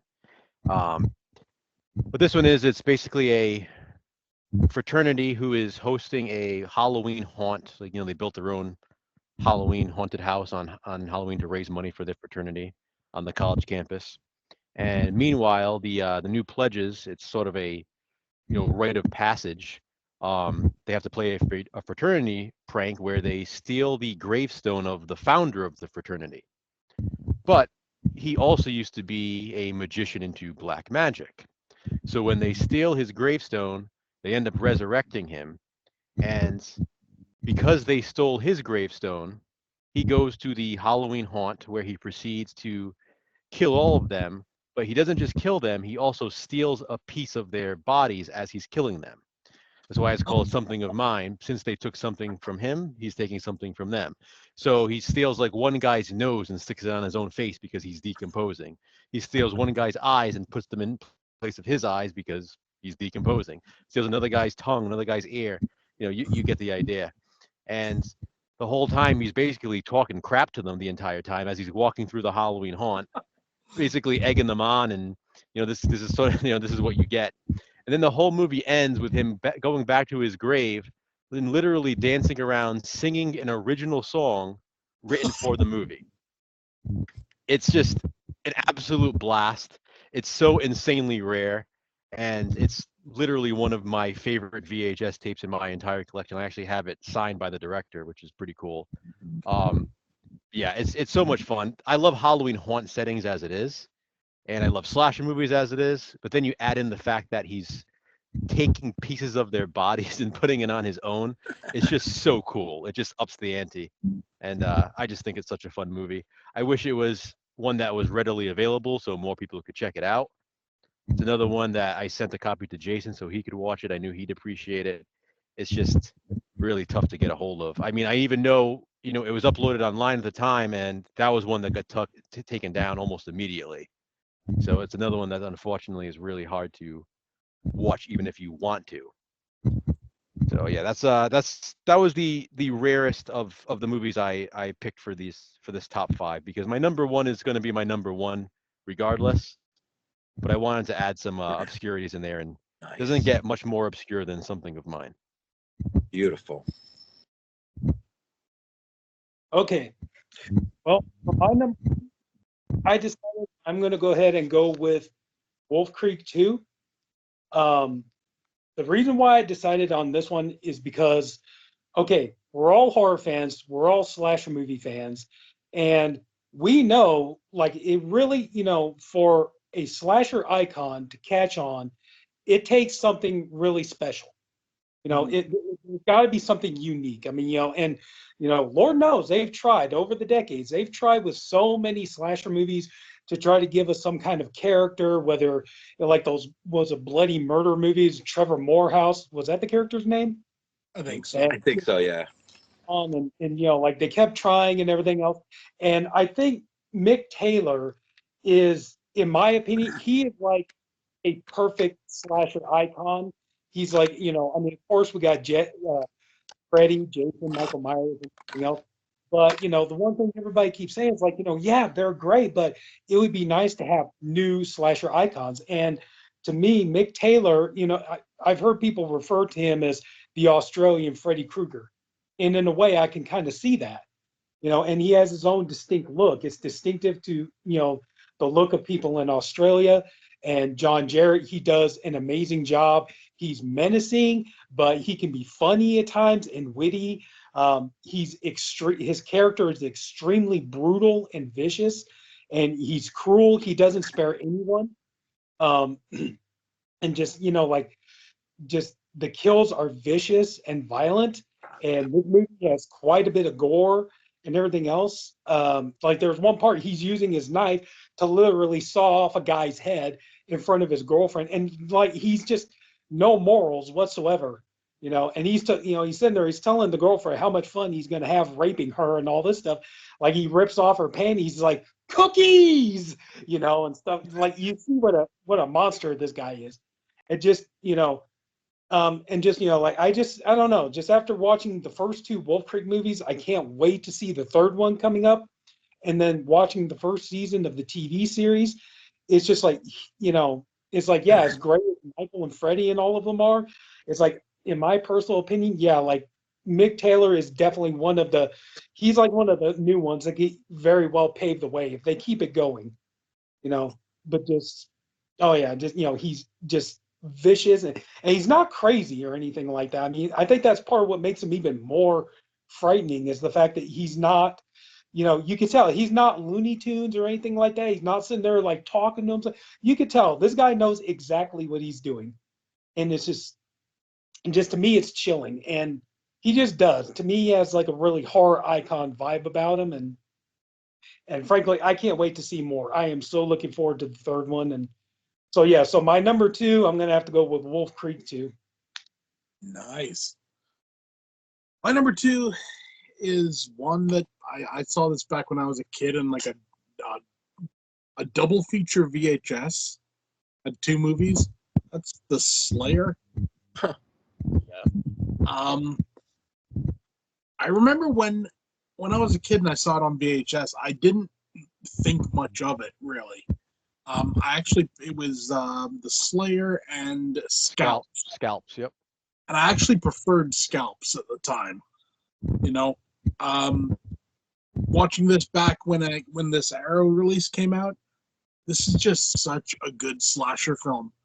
It's a slasher film with like the interesting twist that, you know, well, it's right on the cover. There's like a creature involved. Like, is this creature like just in the woman's head, or is it real? It's never really made evident.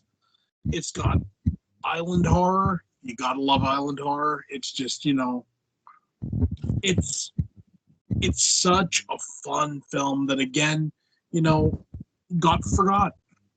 You know, no one, until the Blu-ray came out, no one talked about it. You know, you'd get the odd person saying, "Oh, you remember The Slayer?" It's like, "Oh, yeah, okay." But such a fun movie, and it just works so well, and the use of the island setting works as well, and you can't go wrong with it. So for number two, The Slayer. That's funny, Glenn. I'd actually thought about that one. It was that one and The Wind. Actually, I was thinking about both of those similarly. But number two for me, our first repeat of the night. Big Ed takes hold of number two spot for me. Of course, we're talking about The Mutilator, Buddy Cooper's film from 1984. And so, you know, Glenn already talked about it a little bit. This is I picked, this was my number two spot, and I won't mention the other film just in hopes that maybe it'll come up on the number one spot for someone. But I really was torn between the work of showcasing or talking about for a moment the work of Tom Savini or Mark Sjostrom. But, you know, Mark Sjostrom never really gets talked about ever. I never really hear people talk about his name. We talk about K&B all the time, rightfully so. Greg Nicotero and his work, and Tom Savini, and just a plethora of others. But rarely do I ever hear anyone talk about Mark Sjostrom and the work that he has done and what he has done to help my childhood of renting, you know, videotapes, you know, so much more fun. And his work in here is great. You know, I did a little deep dive on him, and I was surprised to find that he was second unit on Nightmare 2 and Phantasm 2. Nice. That was interesting. Special, I won't list his whole filmography, but special effects he's known for from the Beyond, Deep Star 6. I thought it was interesting. Makeup, To All a Good Night, Slumber Party Massacre, Videodrome, Nightmare on Elm Street, Nightmare on Elm Street 3, Evil Dead 2, Prince of Darkness, Phantasm 3. And I did not realize this was the little gem in the heap. I was so it was so cool to see this. But he worked on 6 X-File episodes, ranging from season 11, 12, and the final season, I think. But 6 episodes in all he did. So it's going to be fun, as I'm working through the X-Files when I finally get up to that point, to kind of showcase that. But I love the setting. It's one of those I've rented quite a bit of times as a kid. The Mutilator is I think it's your typical slasher from the 80s that you would have seen, up to a million times, I think. It's got a demented, story. I mean, just with the loss of a wife, a loss of a mother, and what that does to the relationship of a father who probably isn't all there anyways, but this just pushes them off, and the idea that this guy, man, just holds on to this for how many years, and then just decides one weekend, man, he is just going to go on the greatest hunting expedition. And revisiting this the other day, I don't know why I never really thought about this before, but the dude, as one of his trophies, has a picture of a mauled person on his wall that he ran over with a boat or something. The dude's all mauled up, and he's got his picture in a frame on the whole freaking wall. And his son shows his butt, shows his friends, yeah, that's, I guess this is one of his trophies or something. I don't know. But that is, I think the harpoon kills got to be one of the more vicious ones. And when he does that poor girl, I love it when the door pops open and he comes through with the boat motor, and just the work of the effects on just that whole chest prosthetic, and what that ultimately looked like. And the end. And I'll just say this: this was one of those movies that I was first captivated. I think in an issue of Fangoria, they showed a picture of the killer's demise at the end, and how he's sort of ripped in half, and reading about how they had to bury half of his body in the ground. This was the old way of doing things, right, before CGI or visual effects. I was just like the bicycle girl zombie in The Walking Dead, and how the upper half is the most beautiful practical effects you could do, but then visually speaking, Stargate got rid of the bottom half, and it just works together as a perfect effect. But in the old days, you had to bury the person, and then screw out the guts. And but it was it was beautiful. And this dude, man, Big Ed, was vicious, man. He was a vicious SOB, man. And that's a fun. And I know known as Fall Break, right? And it's got another one of those songs that once you hear it, just kind of clicks in your head. You can't get it out for the life of you. But the Mutilator. So I'm curious to see if the one that I was tossing, turning over, gets mentioned. But for me, number 2, the Mutilator from '84. All right. Numero uno. Number 1 for me. Well, I will start, and somebody's going to bring up the rear, I guess. My number 1 is Silent Night, Bloody Night. Oh. Now, this is on a ton of multi-packs, and somebody gave Rob the film chest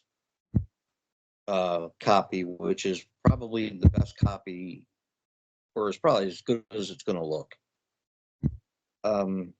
This film means a lot to me. This was introduced to me. I don't know why I never watched it. Some of the multi-packs just sit there and collect dust. Because, let's face it, some of the films on there aren't best quality. Such as with Silent Night, Bloody Night. To the point where you really couldn't even see who the killer was at the end. So I actually needed a better copy of it to really enjoy the film like I was supposed to. This is one of my favorite films, and it means a lot to me, and I'll let Joe finish up. Yeah, so Silent Night, Bloody Night, is also my number one. Jason and I actually discussed this, and we were going back and forth. Like, should we pick something else? Should we have this as like a bonus? But then our thought was, we wanted to sort of double dip with it because that's how significant we think this film is and should be considered among some of the best. Um, we also say Jason and I have a tradition of watching it every single year right before Christmas together. We've been doing it the last few years now. It's just something. It's something that I had always done anyway. So then one year we started doing it together, and every year now we watch. Have to make sure we watch Silent Night, Bloody Night a few days before Christmas. It doesn't feel like Christmas for me unless I watch this movie, and now it doesn't feel like Christmas unless I watch it with Jason. So another tradition we have. My thing with it was I had watched it years ago on a multi-pack, and like Jason said, it was so dark. It was like, man, like I wish I could be enjoying this more. I'm missing so much of it, I felt. And then years later I was like, I want to give that movie another shot. And I don't know, it wasn't even the film chest version at that point, but it must have just been like a slightly better copy that I watched, because at least I was able to make out a bit more than I did the first time. For some reason it just clicked with me, and I was like, wow, like this is like so much better than it has ever gotten credit for. I mean, you'll hear people talk about it, so it's not like as obscure as the others I obviously talked about. And it's one of those movies that probably everybody owns a copy of because of all the inclusion on the multi-pack and whatnot.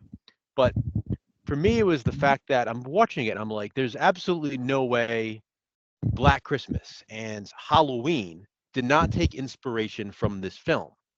And I mean, there's even specifics down to him, using using a wrench as a, like, and you think of Halloween with the wrench in the hand breaking the glass.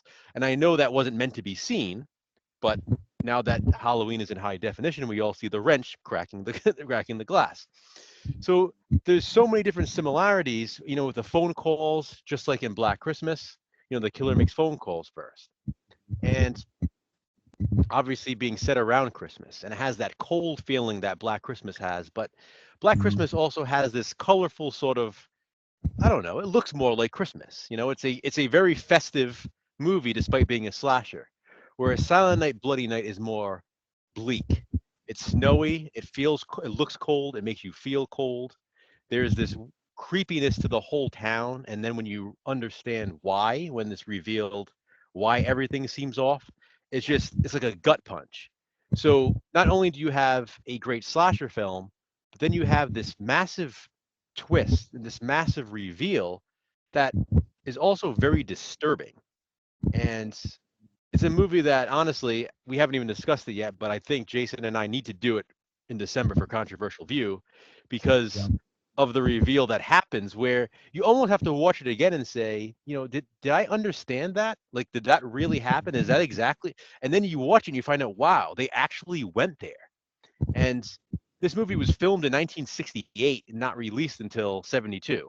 So when you think of that and what the actual reveal is and the actual twist is, it's like, wow, that's really demented.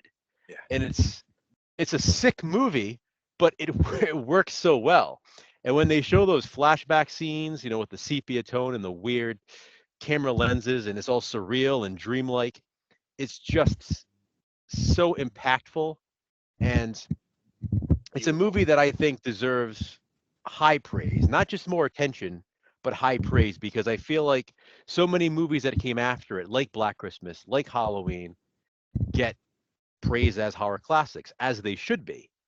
But a lot of the things that those movies did, Silent Night, Bloody Night did first.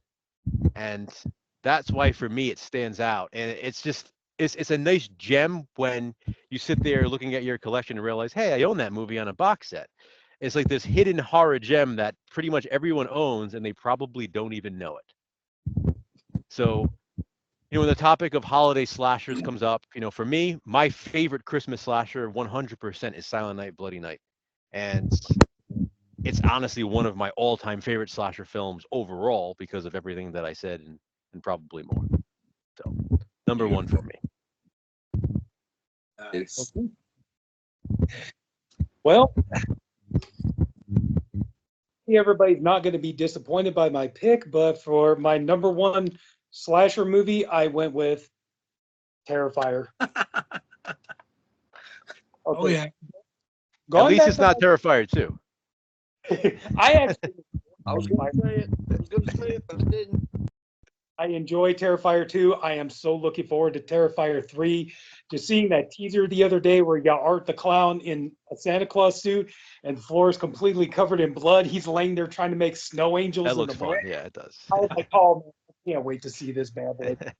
But no, I actually really enjoy Terrifier 2. But yeah, Terrifier, there are a number of reasons why I picked this for my number one. It's just like, going back to like what I said with my last pick, it's really, really hard to come up with a character that's going to be unique and iconic that could pave the way for future slasher villains. And I mean, you got to figure, I mean, Michael Myers, Jason Voorhees, Chucky, Leatherface, Freddy, it's like, that's some really tough acts to follow. Okay. And then also too, killer clowns, definitely not a first. Okay. I mean, hell, drop a dime or, like swing a cat, you get hitting, killer clown movie and stuff like that. But I think, I mean, obviously, like you're watching this movie, Damian Leone is obviously, he's very much a special effects artist. And clearly when you're watching this movie really is, he's trying to do like a portfolio, like showcase of his special effects work. He's clearly wanting to show people what he can do with his craft as a special effects artist. And so, what really helps is when you get someone. Now, when they did the short film on the All Hallows Eve horror anthology, it was a different actor. Now, not to discredit that actor, but the thing is like, Art the Clown could have been like so just generic and boring and just nothing interesting about him. But you bring in David Howard Thornton, who is, classically trained as a mime and everything else. And he ends up giving Art the Clown such a personality and just, like just his moves and his gestures and everything else. He could be funny at times, but you wouldn't want to get anywhere near this guy. He's so freaky and just, the kills are vicious and brutal. And I mean, if it's gore you want, gore you're going to get. And, I don't know, maybe it never will, but I mean, the hacksaw scene might go down in history as one of the most inventive, gruesome kills in a horror movie. Maybe, maybe not. We'll find out. Time will tell. But just, I just so excited. And like I said, I actually liked Terrifier 2 and I can't wait for Terrifier 3. And just, I'm interested. I'm interested in Art the Clown. And then, going into the sequels, well, wait a minute, he's got kind of like this. And that's what's kind of cool is like the more movies they make, I feel like the more, we're going to learn more about him, maybe, and it's like, well, wait a minute, now he's got this supernatural thing about him. And what's all that about? Maybe then you get, the clown girl in the second one, like what we got coming in the third one and everything else. So I'm just, I'm just involved in this, I really enjoy this and, and a lot of it too, like, as far as I know, very little to no CGI, all practical effects as far as I know. Let's see, and they try to shoot it and make it look like they try to give it that old feel of like a late 70s, maybe early 80s slasher movies and stuff like this. And so just everything about it, just, like, and you could tell there is a love for the slasher genre in this movie. Whether Leone perfected it or not, that's up for debate, but you could definitely tell like he does have a love for the genre. And just, man, I can't wait to see more of this stuff. So yeah, and I, just because of the sheer excitement and everything I feel for it, that's why for number one, I had to go with Terrifier. Nice. My number one will probably not come as a surprise to people that know me. It is the greatest ski movie that has no skiing in it, and that is Iced. This is purely a DVD, not DVD, VHS release. This is a bootleg because no one's releasing it. Yeah, no kidding. It's crazy. It's such a fun movie. This movie is balls to the wall crazy. I mean, any movie that has like a girl in it that thinks something is wrong, so she goes outside wearing a jacket and no pants, gets chased by a killer, comes back in the house, still doesn't put pants on, just falls asleep on the stairs.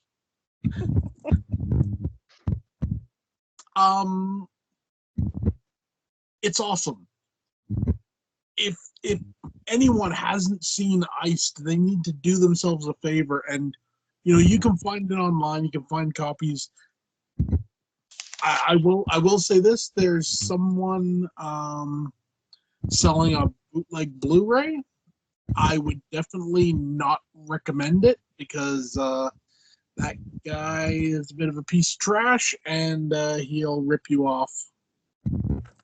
Just saying. I've had dealings with him. So has Will. Just leave him alone.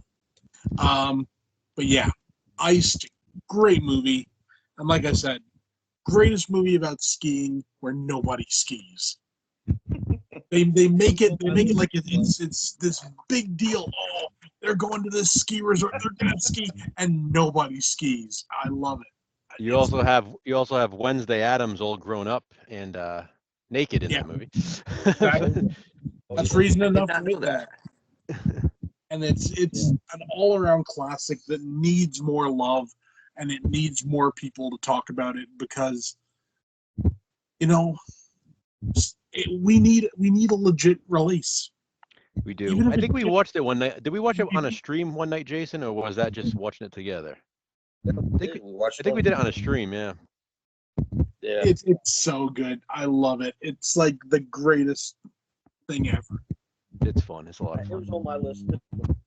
I knew you were going to pick it. I was like, I'm going to leave this one alone. I think. Yeah. So yeah, number one, Iced. Nice. And right off the bat, Glenn, thank you so much for my bootleg copy. Love it. And and with that, someone needs to finally release Blood Beach, please. I don't know why Scream Factory hasn't bought the rights to that and just given us a beautiful a release of that. But compliments to Jason and Joe at the top. Their pick is one reason I stayed away from that one, because I just had this funny feeling that Jason for sure was going to, but that movie is demented. It is creepy, and I do freaking. What did you, Joe? Did you say that was 68? It was filmed in 68, yeah, and it wasn't released obviously until 72. And I would imagine it got some show on the drive-in circuit back in the day. Yeah. And it has that feel to it. I mean, it has like that classic drive-in, look and everything, and it's just, I think that's why I love it so much too. It's one of those movies that gives me nostalgia for a time when I wasn't even alive, if that makes sense. Well, no, I wasn't. Yeah. A friend of mine gave that to me, the Film Chest edition, one year for Christmas, and I had not even. I don't know if I might have been. I think I was somewhat familiar with the title, but I don't think I'd seen it. And I think when I had mentioned that I had gotten it, Jason was quick to go, "Oh man, you are gonna love that movie."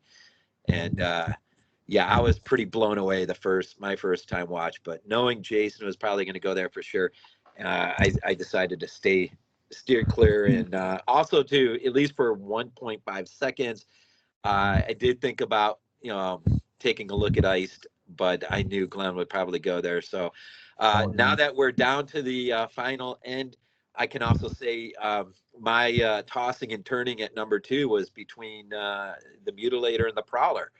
But everyone talks about the Prowler. Everyone talks about Tom Savini. I thought about it. I weighed the two, and I thought, in the end, no one ever talks about Mark Shosham. So I'm gonna give him some because I know back in the day with the Evil Dead and working with those guys on K&B, they did a lot of great work together and still are work today. So we talked about I think with Silent Night, we talked about influence.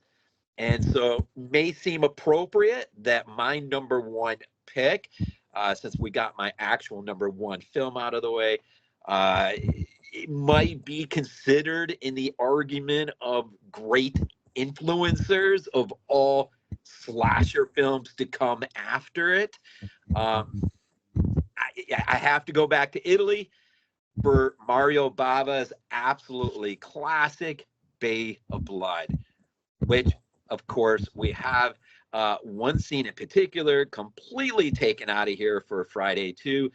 But what an influence on Friday the 13th, and and just the idea of the slasher films that were going to come down the pike eventually. Bay of Blood definitely deserves to be talked about. It was released, one title it went by was Carnage, which it fits this perfect. It is Carnage City when the action starts rolling. Especially, I was reminded when I was revisiting this this past week, when the 4 kids show up, boy, do they get knocked off real quick. I mean, and it's brutal, man, and it's an interesting tension between just how brutal the kills are and ultimately what lies as the reason behind the motivations and what's driving, and just the backstabbing and and the topping of one and another. And there's more than one contributing pair of hands to the carnage that is going to happen. But one reason, a main reason I wanted to go with Bay of Blood, and I was pretty thrilled when I decided to go chronological, that this would end up being my number 1, as it was 1971. Dardano Sacchetti is easily by far my favorite screenwriter ever in horror film history. And he first gets a break with Dario Argento, Count of Nine Tails, quickly, thankfully, gets a job with Mario Bava, and I love listening to him talk about his relationship with Bava and just his view of Bava and Argento and Fulci, the big 3. But when they were scheming up the kills for Bay of Blood, Dardano basically came up with most of them, but the double murder in the bed was completely Mario Bava's. And who knew that scene would iconically be a go-to in and perhaps one of the greatest sequels. It's arguably one of the greatest sequels, Friday the 13th Part 2.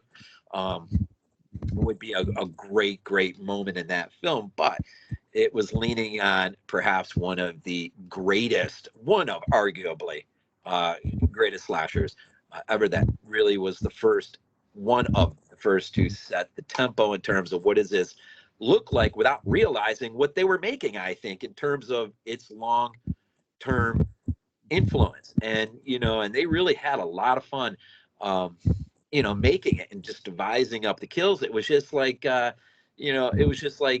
your hands in the cookie jar and not being able to get enough of the cookies out of the jar. And but for me, besides his work with Bava, of course, what really it just blows my mind away is the work he does with Lucio Fulci and their relationship. And for me, of course, the pinnacle of that is the Gates of Hell trilogy and what they were able to produce together. And one thing that Sacchetti has said repeatedly, that the one thing missing in their lives professionally more than anything was the producer, somebody like a Roger Corman. And had they had someone like that, sky's the limit of what those two would have produced together. We'll never know the run that they would have had ever, but they were never fortunate enough to have somebody like a Roger Corman. In fact, they have somebody like DeAngelis, who is so many other stories for other times, but it is one of my go-tos. I love it. I even dig the end, man. The end is so bizarre. I mean, what a way to end a movie, man. Yeah, your two antagonists think they've put the Christmas bow, so to speak, on the gift to themselves. They think it's all done, and then boom, out of left field. Sorry, it's not going to end that way. And it's a nice little comment by Baba in terms of where the world may be going in terms of, to hell in a handbasket. Give it back to the youth, give it back to the younger generations, and see what they can do with it. It's an interesting statement from him at the end, but it's a great story. It's a great movie. I freaking love it. And otherwise, another one reason I love Italian cinema. Many reasons why I love Italian cinema, but that's just one. And Sacchetti, again, is, I think, at the top of the heap in terms of writing for him. And he's still with us today. I think he's teaching in Rome. Nice. And to bring just to go back to high tension. I wish like they were able to tap into, Aja was able to tap into Giordano de Rossi. I wish people would do that more often. Tap into some of these Italian greats while they're still with us. I can't remember what movie it was now, but I remember not that long ago I was thinking to myself, yeah, why couldn't they they could have called Sacchetti and had him write the script, or and I think I wonder what Devilfish would have been if Sacchetti would have been left alone and wrote the script himself, and just instead I think they had like exaggerating, but I think they had 21 writers on that freaking movie. That's probably why the movie's all over the freaking map. But Italy did have a pretty profound impact on the horror world in cinema, the slasher, and obviously, but yeah. So my 2 cents worth, goes to Mario Bava's classic, Bay of Blood. Maybe an appropriate place to end our slashers. I was going to say that's a fitting last movie to discuss, considering the influence it had on so many others. And props to Glenn for sending me that Rue Morgue, which was a nice little layout interview with Sacchetti, which I have read multiple times already. And I can't tell you how many times I have sit there and listened to Sacchetti just talk. I think one of the best interviews is on The Psychic, actually. Just a phenomenal interview in which he just talks. But I can't get enough of listening to that guy. I just really dig how he thinks and views things and whatnot. So anyways, so that brings us to an end of I think it was a great top 5. I think we are all over the place. I think there's a lot here to mine in terms of gems, and it is unfortunate some are so rare, but as we've mentioned, rare one day and getting released the next. I mean, so we can hope that some of these that haven't seen great wide releases will see releases. And I know Silent Night is one that still a lot of people probably aren't aware of, and they should be aware of. And Terrifier, of course, is in the public conscious because 3 is right around the corner. Ice might not be thought of that much just because it hasn't gotten a wide release. And so, but a lot of good titles mentioned. So I think it's a great opportunity for people to just sort of get a nice wide feel of good movies to kind of dig in and look for and find. And you never know. I mean, you go into these shops, you never know what you're going to find. Things are out there to be found if you're patient enough. So thank you, Jason. Thank you, Joe, for coming in. Really appreciate it. I think it was a great night. And thank you for having me. Loved it. Maybe we can do it again sometime. Really loved it. Absolutely. Hell yeah. So any last final comments, or you want to go ahead and exit? Everyone good? Yeah. I got one, actually. I have one. All right. Okay, go for it. Physical media matters. There you go. Yep. Let's sign off. From all of us here, it's been fun. To all of you listening and will listen, probably repeatedly because of all the great movies mentioned. Thank you so much for the support and for the watch and enjoy. And we look forward to whatever it is we do next. So from all of us to you, have a good night. Good night.